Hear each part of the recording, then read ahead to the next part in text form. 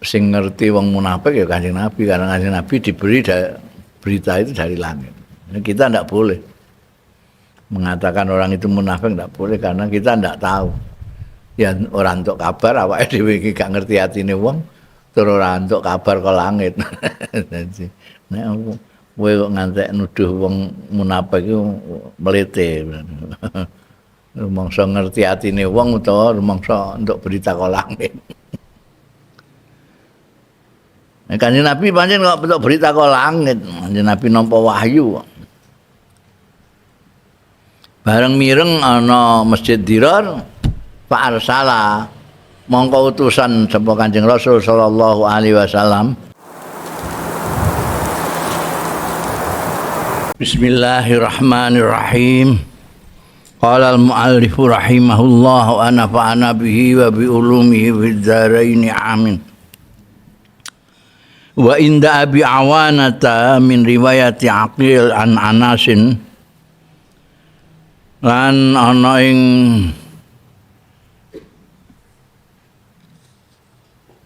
keterangane Abi Awana min riwayati Aqil sang riwayati Aqil an Anasin sang sahabat Anas fihi iku ing dalem ma inda Abi Awana min riwayati Aqil fasalaba isnaini wa qata isnaini wa samalasnaini. Wa ing kana mahfuzon mongko lamun ana apa hadis inda Abi Awanah iku mahfuzon direksa diapal fama uqubatuhum mongko utawi hukumane mereka itu orang-orang ukal ini loh sing mateni pangone Kanjeng Nabi Muhammad sallallahu alaihi wasallam.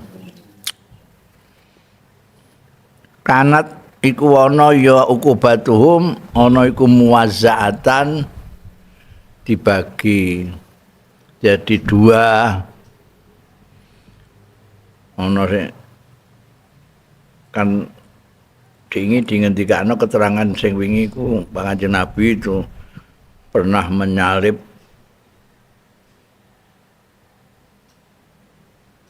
ngetok tangan, ngetok sikil, bahkan mencungkil matanya itu karena perlakuannya orang-orang unasan min ukal itu Mbak Urainah itu memperlakukan pangane Kanjeng Nabi Muhammad sallallahu alaihi wasallam itu juga digitukan, dimutilasi cara kene mbiyen dipicis, hukum picis, ndak dipateni tok gitu enggak, tapi disiksa sik matine dadi pelan-pelan. Kanjeng Nabi ngukum dengan hukuman yang sama. Kemarin gemblengan aja mereka disalib, dianu. Tapi ini Indah Abi Awanah ini itu bukan kok semuanya disalib, dicungkil, diketok, tapi dua itu diketok, dua disalib, dua dicungkil. Jadi muwazzaah. Mereka semua diperlakukan ya diketok, ya disalib, ya dicungkil kabeh negak. Tapi muwazzaah isnan imam. Wa akhraja Muslimun an Anasin qala innama samalan Nabi sallallahu alaihi wasallam ayunal uraniyin li annahum samalu ayunar ri'a. Ya. Ta'ake sapa Imam Muslim an Anasin saing sahabat Anas bin Malik kala ngendika sapa Anas innama samal angin pestine apa namanya nyungkil sapa Nabi Kanjeng Nabi sallallahu alaihi wasallam ayunal uraniyin mata-matane wong unayen meripat-meripate uraniyin itu yang dari Ukol dan Urainah itu li annahum karena setuhune uraniyin iku samalu itu nyukil ya uraniyin ayunar ri'ai ing meripat-meripate pangan-pangane Kanjeng Nabi. Wis ditulung lara ditambani dikei apa jenenge likah ini unta poan sak pangon-pangone lho bareng mari pangon-pangone dipateni ora timo dipateni disiksa ngono iku dicungkil mripate bareng. Unta-untane digawa mlayu. Iku nemen kejahatane. Wa ila hadhir riwayat lan iku marang iki riwayat asyara nisarati sapa Imam Al-Bukhari Imam Bukhari fi Kitabil Jihad. Ing dalam Kitabul Jihad bitabwibi kelawan ngebab Imam Bukhari bab idza harraqal musyrik al muslim hal yukhraqu. Ini gini kitab-kitab yang biyen niku ana sing jenenge kitab. Di dalam kitab itu ada namanya kitab, itu bab besar. Judul subjudul itu bab. Ini kitab. Jadi Kitabul Jihad, di bawah Kitabul Jihad ada sub bab bikin. Idza haraqal musyriku ma'al muslim. Tabwib itu gitu itu. Judul besarnya jihad, subjudulnya babu idza haraqa. Bab nalikane ngobong sapa al musyrik wong musyrik al muslima ing wong muslim hal yukhraq ana ta diobong sapa musyrik, artinya dibalas diobong juga. Kalau ada orang musyrik ngobong wong muslim apa diwales diobong. Di sana itu ada hadis ini yang dicungkil matanya orang Uraniyin karena mereka menyungkil matanya pangan-pangane Kanjeng Nabi. Basa batalan tetep apa anahu sedune Kanjeng Rasul sallallahu alaihi wasallam basara itu nglaksanakno nangani sendiri al-qatla ing mateni biadi kelawan astane Kanjeng Nabi as-syarifati sing mulya. Jadi Kanjeng Nabi pernah sekali membunuh dengan tangan beliau sendiri. Pernah. Pakotala mongko mateni sapa Kanjeng Nabi Ubay bin Khalaf. Ubay bin Khalaf itu salah satu jendul-jendule wong kufar Mekah sing nganiaya Kanjeng Nabi Muhammad sallallahu alaihi wasallam. Pan pirang-pirang iku ana Abu Jahal sendiri, ana Umayyah bin Khalaf, ana Utbah, apa nae iku sing gawene ora trima ganggu Kanjeng Nabi itu nyiksa. Satu di antaranya adalah sing dipateni Kanjeng Nabi dhewe, yaiku Ubay bin Khalaf. Wadzalika utai mengkono mau Kanjeng Nabi membunuh Ubay bin Khalaf mau ana ustune Kanjeng Nabi alaihi salatu wasalam tanawala nyandak ya Kanjeng Nabi al khirbah atau harbah nek mbok waca loro tombak min Yazil Harisi bin As-Sammah. Tombake pasukane Kanjeng Nabi ana sing asmane Al Haris bin Sammah iki ngasta tombak terus di apa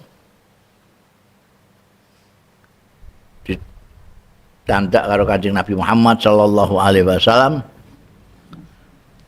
Fa akhadha mongko ngalap ha ing harbah sapa Kanjeng Rasul alaihi salatu wasalam fata'anahu mongko nujes menikam fata'anahu mongko menikam sapa Kanjeng Rasul sallallahu alaihi wasallam ha ing Ubay bin Khalaf ta'natan kelawan sekali tusukan sekali apa mau sekali tikaman fi unukihi ana ing gulune Ubay wakoa kang ceblok jatuh biha sebab khirbah mau anfarosi saking kudane saking jarane Ubay maka sara mongko pecah apa dolan tulang lengannya min adlai yang tulang lengan-lengane Ubay famata mongko mati.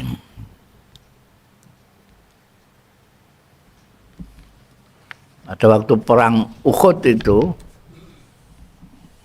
Ubay bin Khalaf orang yang termasuk yang jua hati ora karo-karo mek Kanjeng Nabi Muhammad minal mustahziin itu antara lain ya ini Ubay bin Khalaf.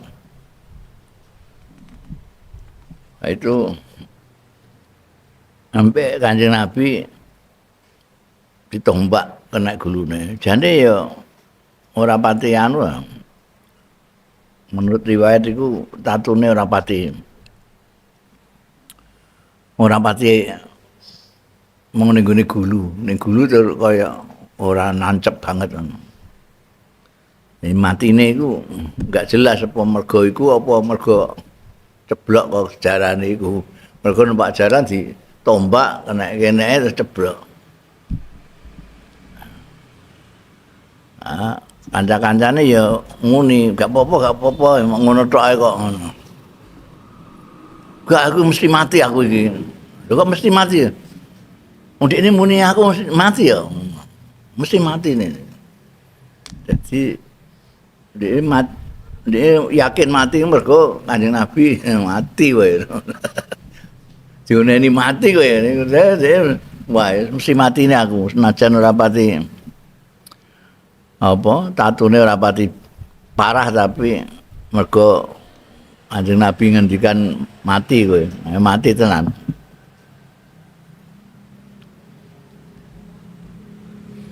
Wa dzakara Al-Hafidz Al-Babili fi sirati dalam sirahe kitab sirahe Al-Hafidz Babili yang bikin Siratun Nabi itu kan akeh banget. Mulai zaman biyen sampai saiki saya tetep enak sing bikin sirahe Kanjeng Nabi, biografine Kanjeng Rasul sallallahu alaihi wasallam. Antara lain Al-Hafidz Al-Babili ini bikin juga sirah. Di situ beliau nutur annahu setune Kanjeng Rasul alaihi salatu wasalam lam yaktul biadihi ora tahu mateni ya Kanjeng Nabi sallallahu alaihi wasallam biadi kelawan astane Kanjeng Nabi sallallahu alaihi wasallam illa hadza kejaba Ubay iki. Ya Ubay bin Khalaf tok iki lah sing Kanjeng Nabi tahu membunuh dengan tangannya sendiri. Nah kalau nukil ing iki dawuhe Al-Hafidz ni sapa Az-Zarqani ma'al Mawahib ing atase kitab Al-Mawahib. Bahasa bata, jadi tahu Kanjeng Nabi itu tahu mengasingkan orang, tahu ngukum orang dengan menyalib, tahu memotong tangan, tahu apa jenenge membunuh sekali. Wasabata lan tetep valid apa annahu sedune Kanjeng Rasul sallallahu alaihi wasallam iku azaba hukum ya Kanjeng Nabi sallallahu alaihi wasallam bil ikhraqi wal hadmi lawan membakar dan merobohkan.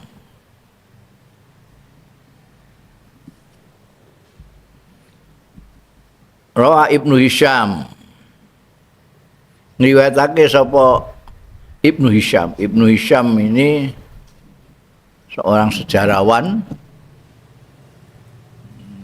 orang kedua yang paling menonjol setelah Ibnu Ishaq. Jadi kalau kita bicara tentang sejarah Islam, sirah Nabi Muhammad sallallahu alaihi wasallam, itu rujukan orang-orang selalu kalau ada Ibnu Ishaq ya Ibnu Hisham ini. Ibnu Hisham dan Ibnu Ishaq itu yang sejarawan yang menggunakan metode riwayat. Jadi kayak hadis an gitu. Mulane ning kene rawa Ibnu Hisham an Abdullah bin Hatim. Saking Abdullah bin Hatim an abihi, saking ramane Abdullah bin Hatim yaiku Hatim. Ibnu Hisham dari Abdullah, Abdullah dari ayahnya Hatim.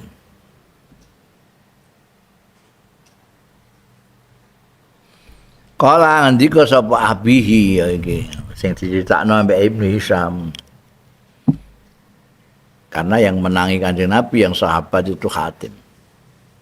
Balagha sampai sapa Rasulullah ing Kanjeng Rasul, balagha Rasulullah sampai ing Kanjeng Rasul. Sudah berkali-kali saya katakan wong Arab nek muni krungu itu balagha. Jadi aku krungu balaghani.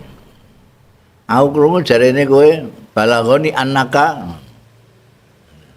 Kanjeng Nabi mireng balagha Rasulullah krungu apa? Balagha sampai ing Rasulullah sallallahu alaihi wasallam apa anna unasan setuhune beberapa orang minal munafiqin saking wong-wong munafik yastamiuna iku do ngumpul ya unasan minal munafiqin ngumpul fi baiti Sulaimin ing dalem omahe Sulaim al-Yahudi. Jadi ana wong munafik ning Madinah itu kumpulane mbek wong Yahudi. Nek ning Quran dikandakno nek mereka kalau kumpul Kanjeng Nabi, kumpul wong Islam muni amanna, tapi idza khalau ila sayatinihim ku wong-wong Yahudi itu kanca-kancane ya. Itu.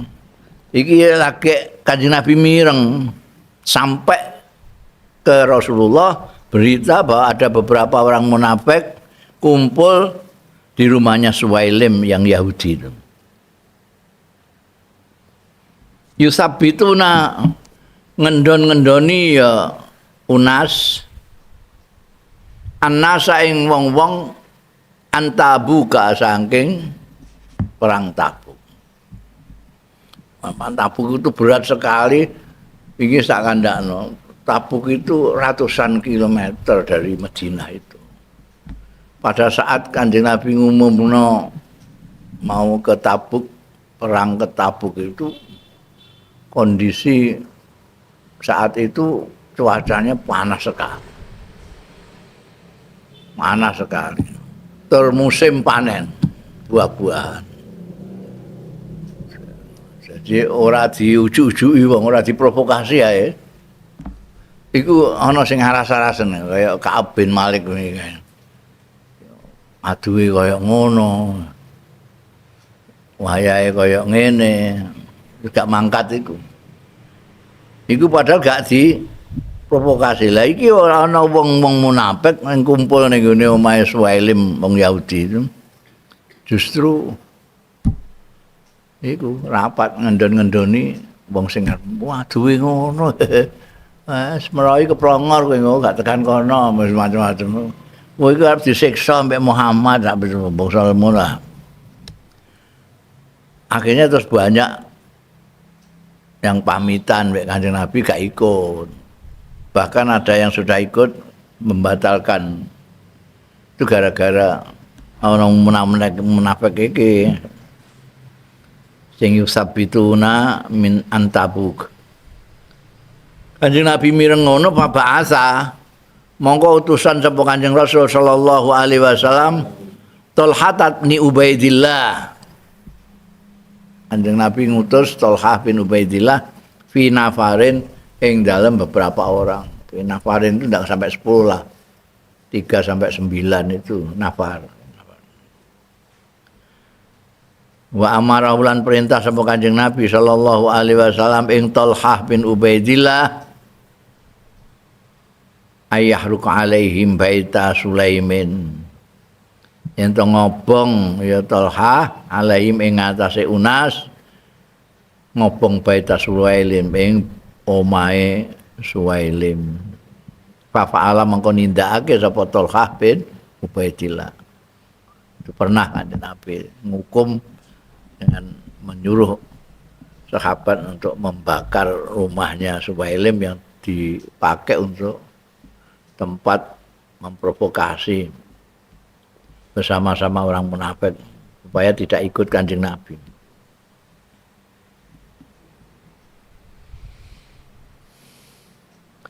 Wa fi ghazwati Tabuk lan ing dalem perang Tabuk Ghairu munsharif ya Tabuka itu. Ja'ahu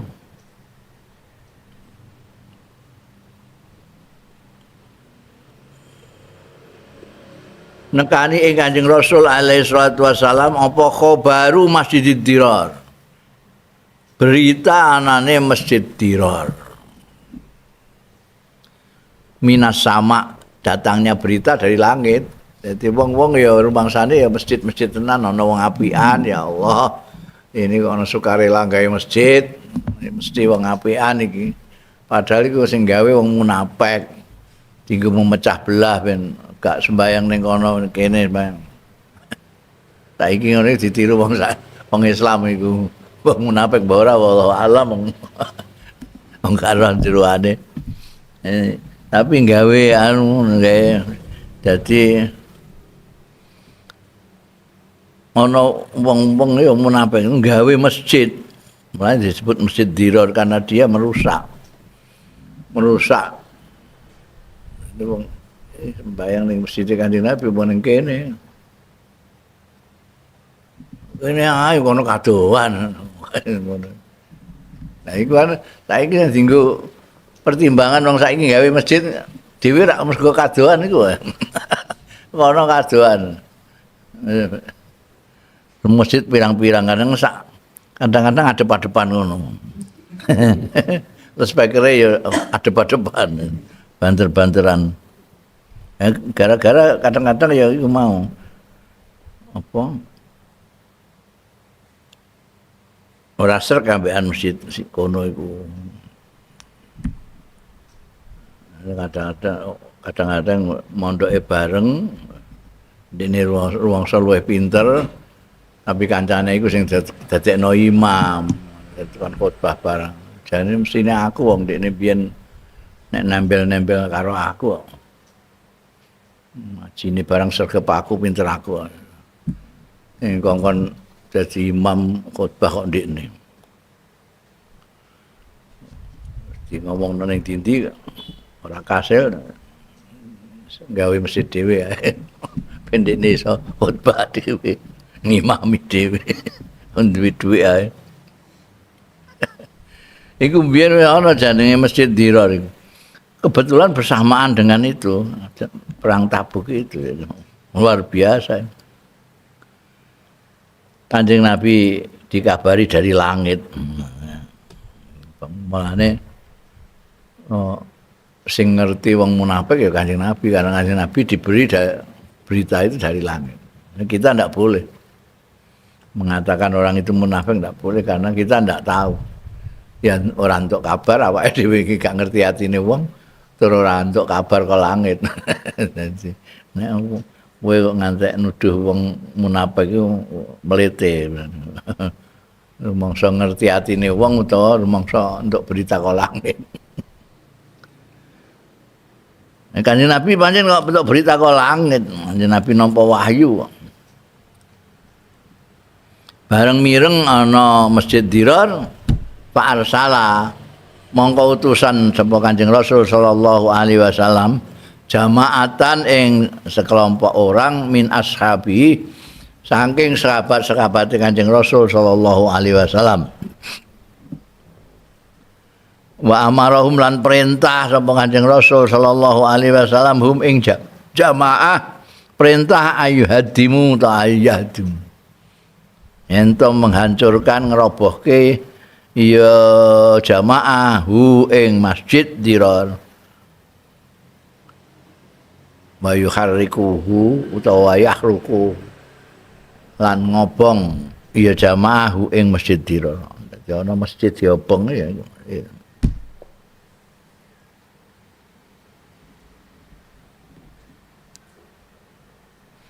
Pada mongko nimbali sapa Kanjeng Rasul sallallahu alaihi wasallam Malik bin Dukhsum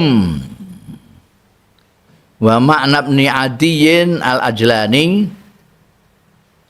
faqala mongko dawuh sapa Kanjeng Rasul sallallahu alaihi wasallam intalika budalana ira Malik bin Dukhsum mbek Ma'na bin Adi ila hadzal masjidil zalimi ahluh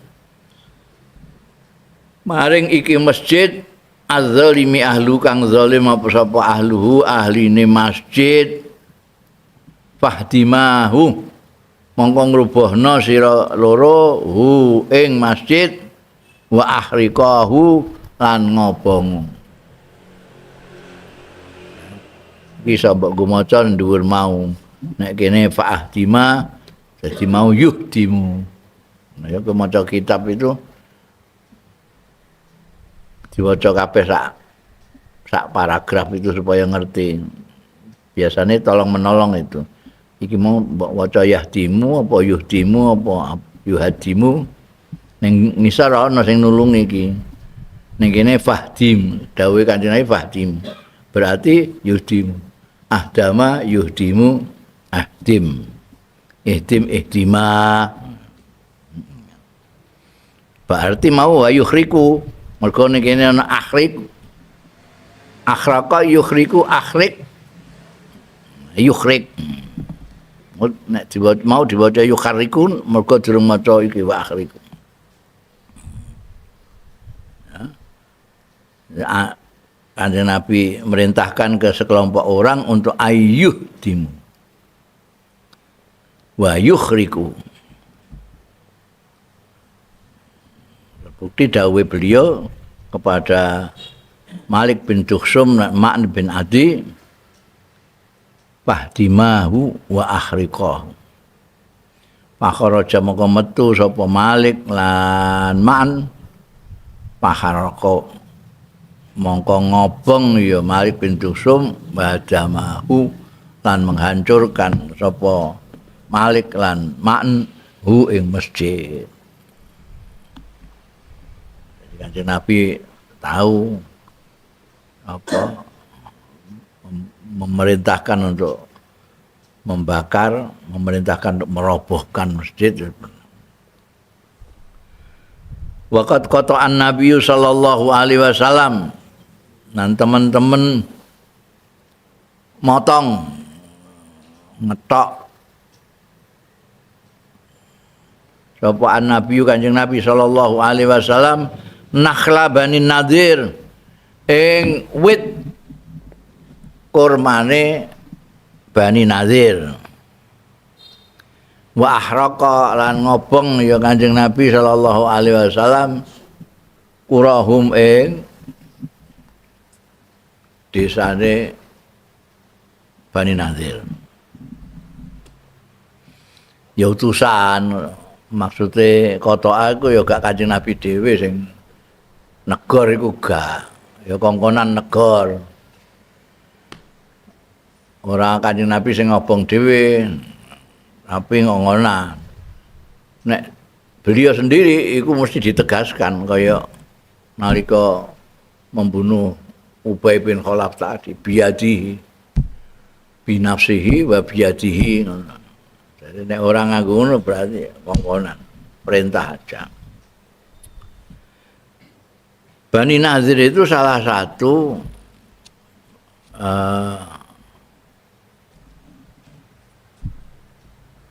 satu perkampungane wong Yahudi, kabilah Yahudi. Mereka itu manggon kayak ning benteng. Jadi tertutup. Mereka semua orang-orang Yahudi Bani Nadir seperti juga yang lain, Yahudi yang lain itu ngumpul dalam satu wilayah dibentengi, orang tidak bisa masuk situ. Mereka keluar untuk ke kebunnya saja, kebun anggur apa kebun kurma, nakhl kurma. Nek tamar itu wohe sing wis diproses. Nek sing isih ning dhuwur balak jenenge. Wong Arab punya nama banyak, Pak. Kita orang yang bukan orang Arab kan kurma kabeh. Wite ya wit kurma. Ya kurma. Wohe ya kurma. Sing mentah ya kurma. Sing mateng ya kurma, sing wis diproses ya kurma kabeh. Padahal beda-beda. Padha karo karam, ngomong kene ngarani anggur. Enggak, karam itu bukan anggur, wit anggur. Nah, anggur itu inap. Ya.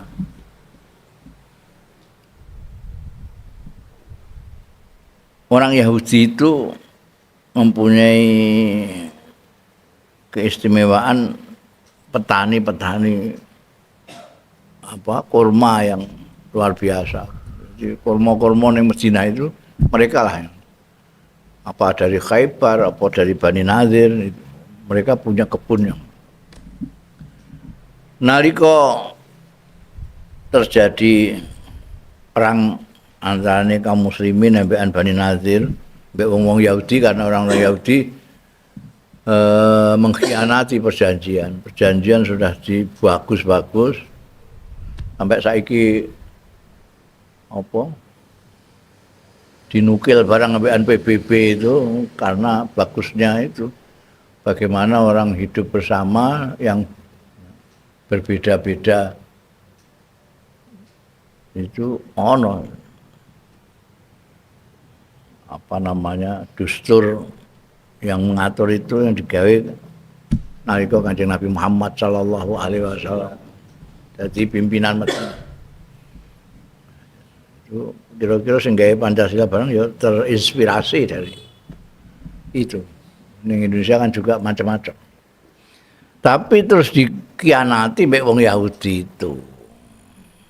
Wong Yahudi membantu orang-orang kufar Mekah yang nyerbu Kanjeng Nabi barang itu diwangi mereka.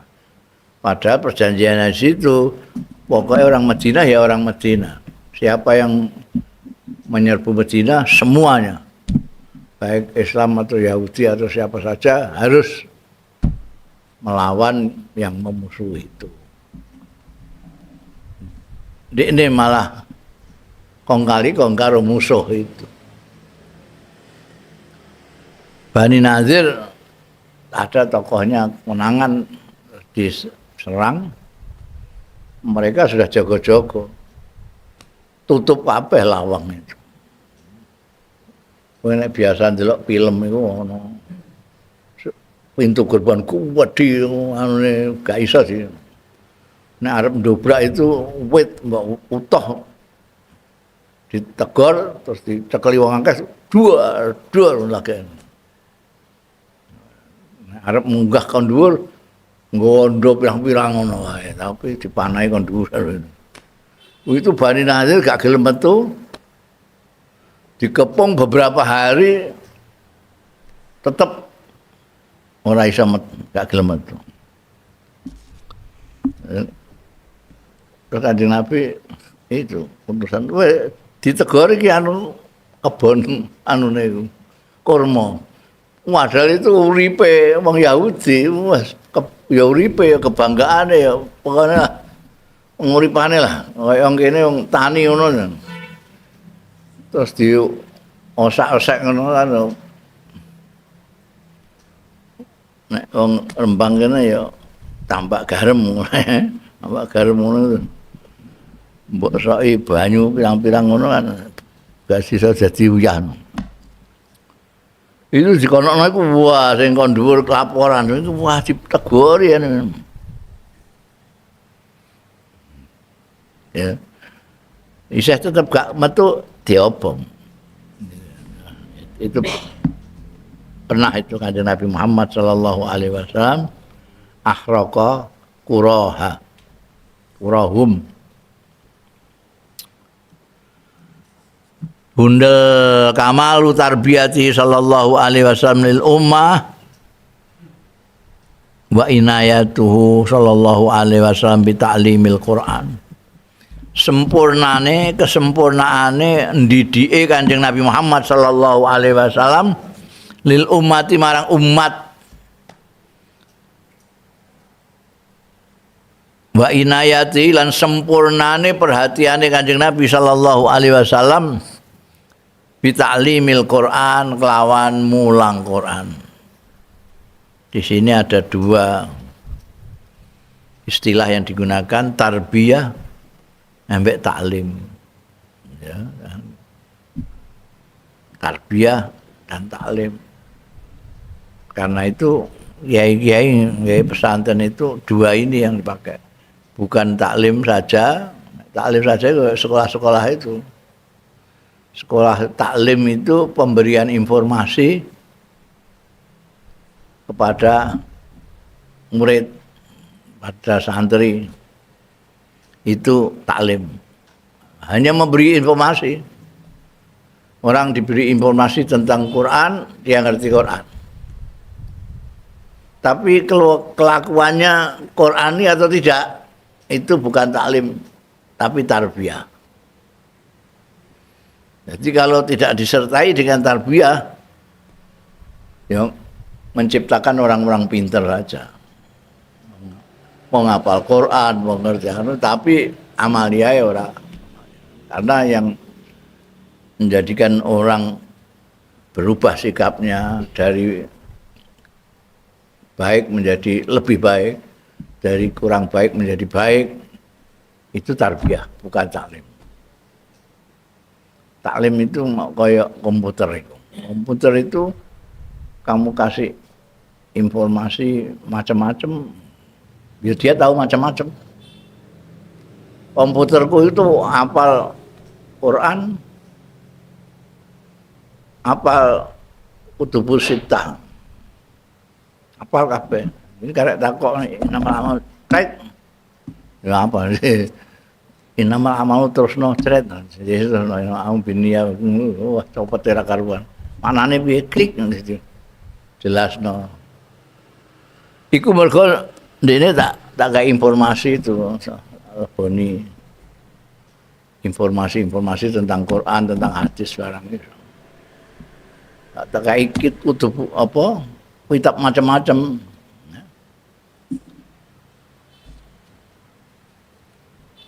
Oke, ono tasawuf wis karek klaklik ngono ae.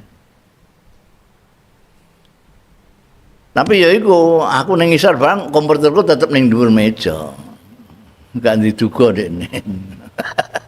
Pintere ra karuan tapi gak diduga. Mergo ora tau tak tarbiyah. Iku bedane taklim mbek tarbiyah. Kanjeng Nabi Muhammad sallallahu alaihi wasallam itu dua-duanya dilakukan. Ya tarbiyah kepada umatnya, juga taklim, terutama taklimul Quran. Karena Quran ini pokok. Segala macam dunia akhirat ning kono kabeh. Iku nek mempelajari Al-Qur'an yo ngerti ya kabeh. Nah, itu yang ditiru kiai-kiai pesantren itu. Tidak hanya taklim saja seperti sekolah-sekolah, seperti madrasah, tapi juga tarbiyah.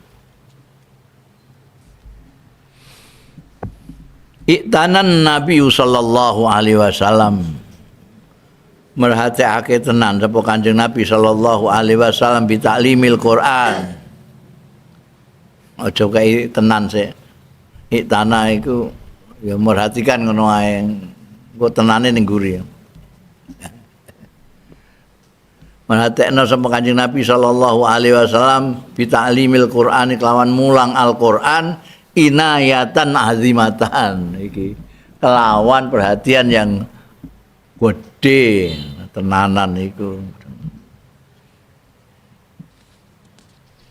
perhatian beliau terhadap pengajaran Quran itu luar biasa khususan bin nisbati lisibyan sighar khususnya dinisbatno lil sibyan marang bocah-bocah asighari kang cilik-cilik bocah-bocah cilik-cilik diajari oleh Kanjeng Nabi Quran. Dan itu ditiru oleh ulama-ulama belakangan sampai kiai-kiai ning kampung-kampung itu mulang bocah-bocah Quran. Ning Arab ana jenenge kutab itu kiai mulang bocah cilik mulang Quran. Kadang-kadang rada keras nek kutab itu gak iso abete sampai penjalin. Ini niru Kanjeng Nabi. Kanjeng Nabi perhatiannya besar sekali terhadap terutama anak-anak kecil. Wala syakka lan ora ana keraguan-raguan iku maujud anna fi dzalika stune iku ing dalem mengkono-mengkono inayah azimah khususan binisbati lisibyan sighar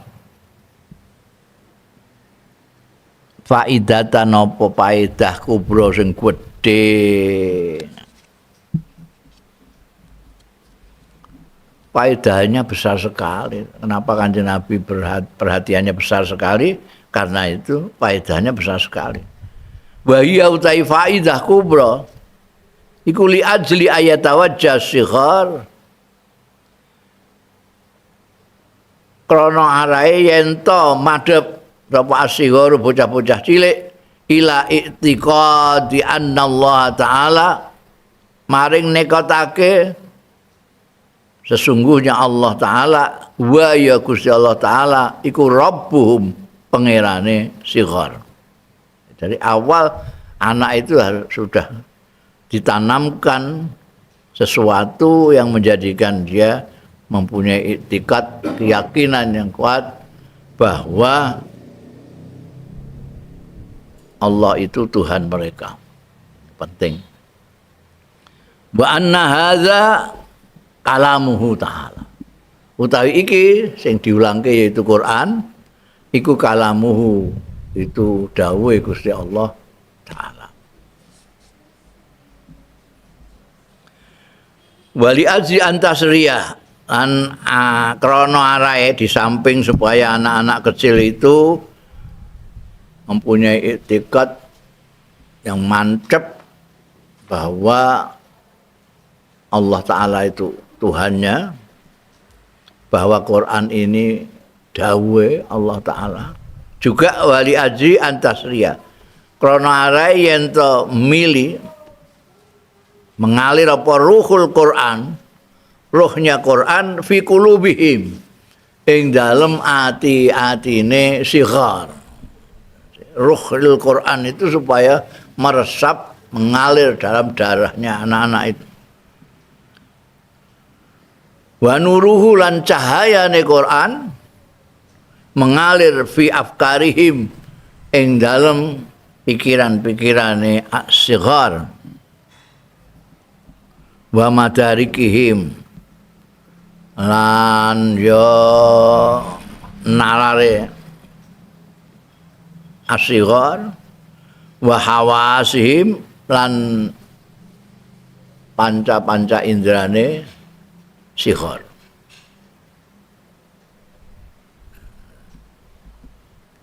Oh diwarai dari kecil diwarai itu.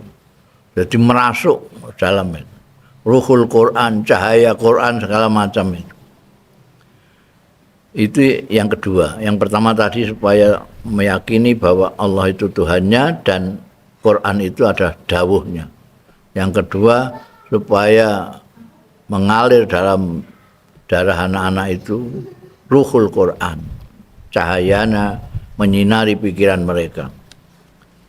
Dan ketiga wali ajli ayat yutalakkan tiflu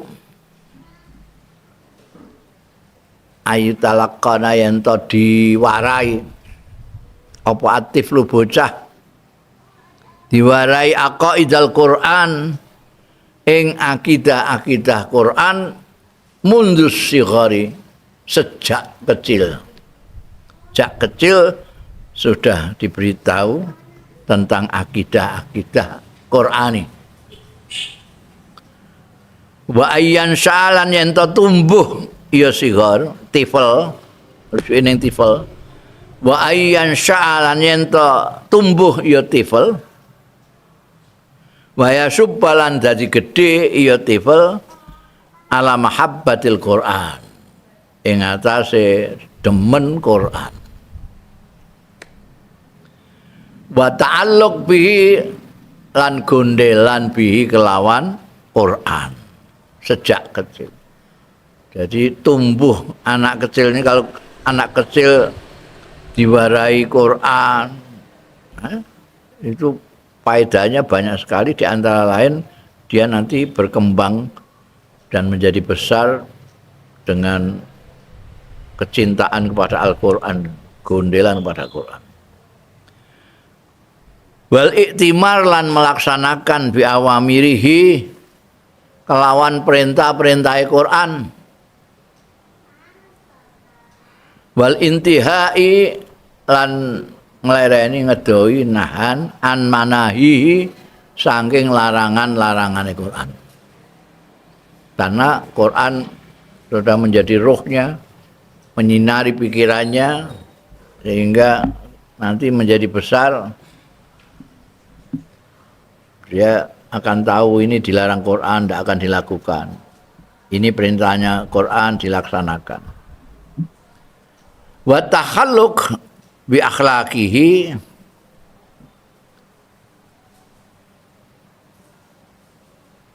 niki ataf-atafane ning gone mahabbah kabeh ya ala mahabbatil Quran wal i'timari bi awamiri wal intihai an manahi wa takhalluqi lan berpekerti bi akhlaqihi kelawan akhlaki Quran wasairi ala manahijihi lan berjalan ala manahijihi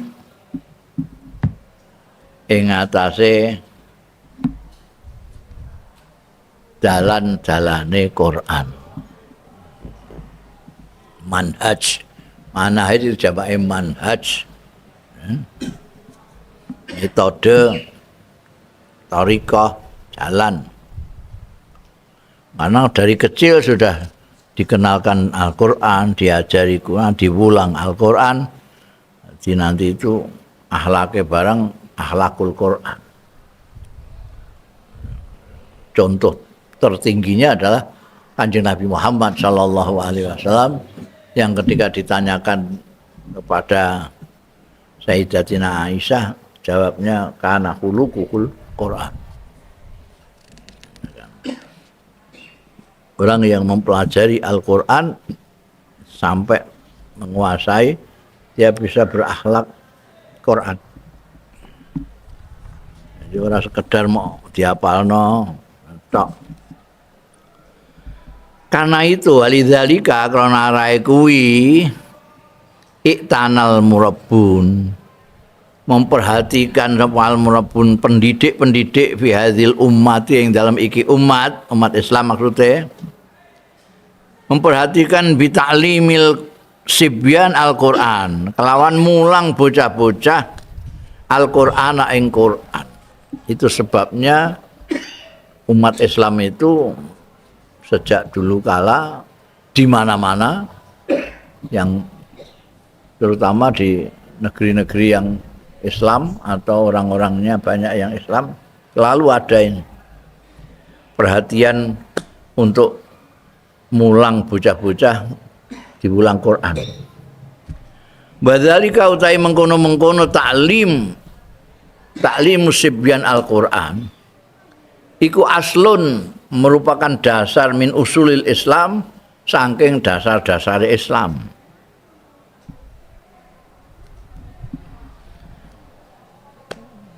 Karena dari kecil sudah diwarai bayan syaun mongko tumbuh ya sibyan alal fitrati ngatasé fitrah Islam. Otomatis dia tingkah laku segala macam itu jadi Qur'ani, Islami lah. Wa yasbiqu ila qulubihim lan disiki ila qulubihim marang ati-atine disiki sadurunge terpengaruh yang lain-lain, ini makanya disebut disiki. Karena pengaruh-pengaruh yang lain jadi carry, karena dia disiki mbek iki. Karena kecil sudah diwarai. Karena itu wa yasbiqu lan disiki ila qulubihim marang ati-atine sibyan apa anwarul hikmati cahaya-cahaya hikmah dari Al-Qur'anul Karim qabla tamakkunil ahwa sadurunge manggone mapane hawa-hawa nafsu minha saking kulubuhum wa sawaduha lan peteng-petenge ahwa bi aqdaril maksiati kelawan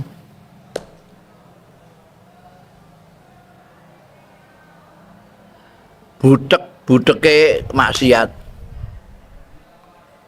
kekeruhannya maksiat, wadolalilan kesesatan.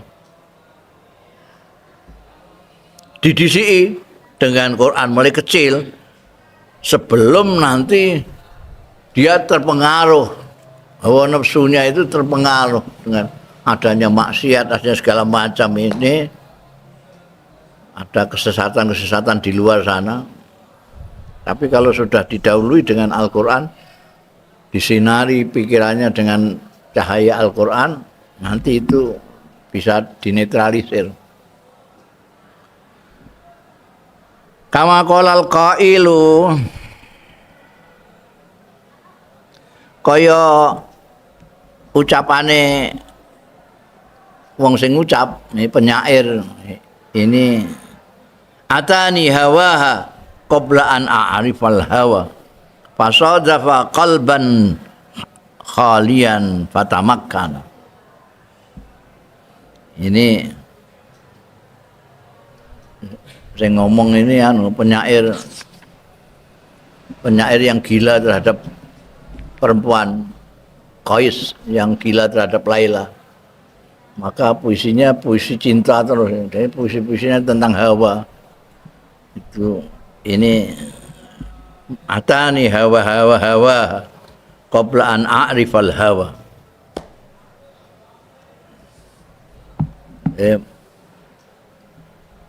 Qais itu nggendengi ambekan Laila itu.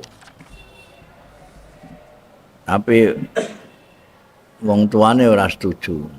Terus gawe syair tok ae. Jadi mana penyair anyaran iku mergo ini patah hati asale. Aduh karo.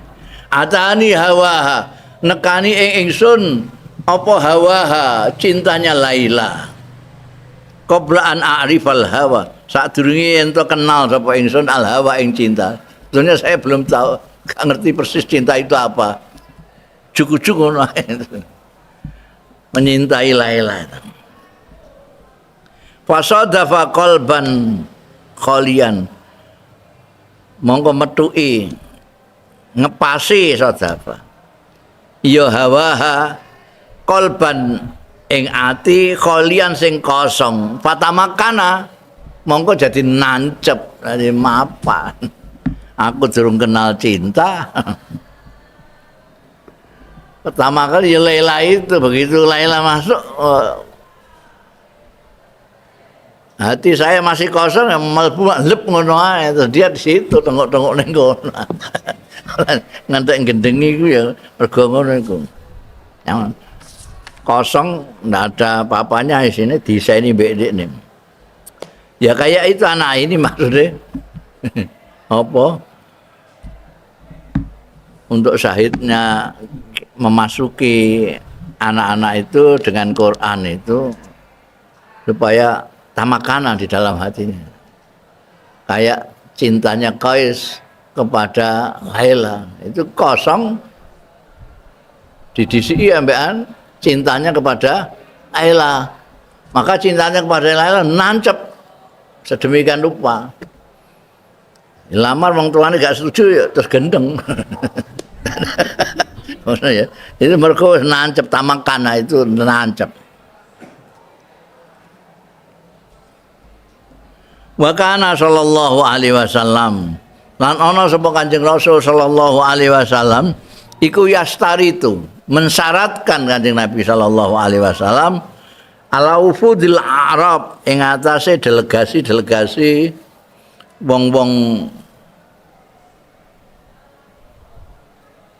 wong-wong desa-desa Arab. Arab itu bukan Arab ya.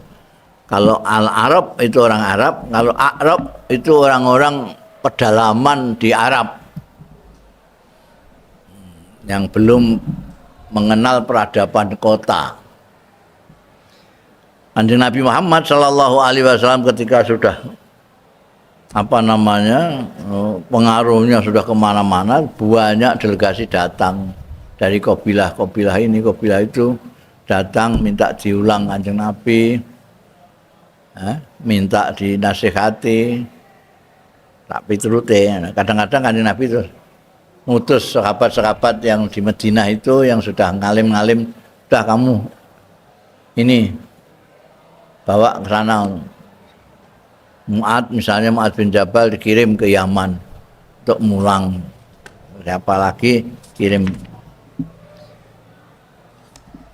Nah, kalau ada yang begitu itu Kanjeng Nabi selalu mensyaratkan yastaritu ala wufudil Arab ba'da islamihim sakwise islami wufudul Arab mensyaratkan qiraatul Qur'ani bainahum. Kalau perlu beliau ngirim sahabat untuk mulang. Maca Quran bainahum di antara wufudil Arab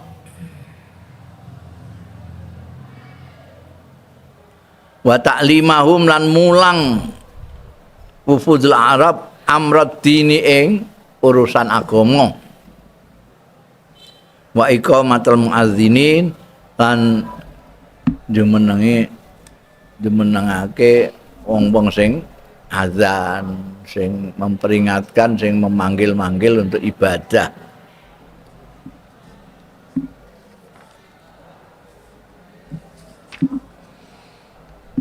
Wa fi'tina is-sahabati radhiyallahu anhum wa fi'tina is-sahabati wallahu a'lam.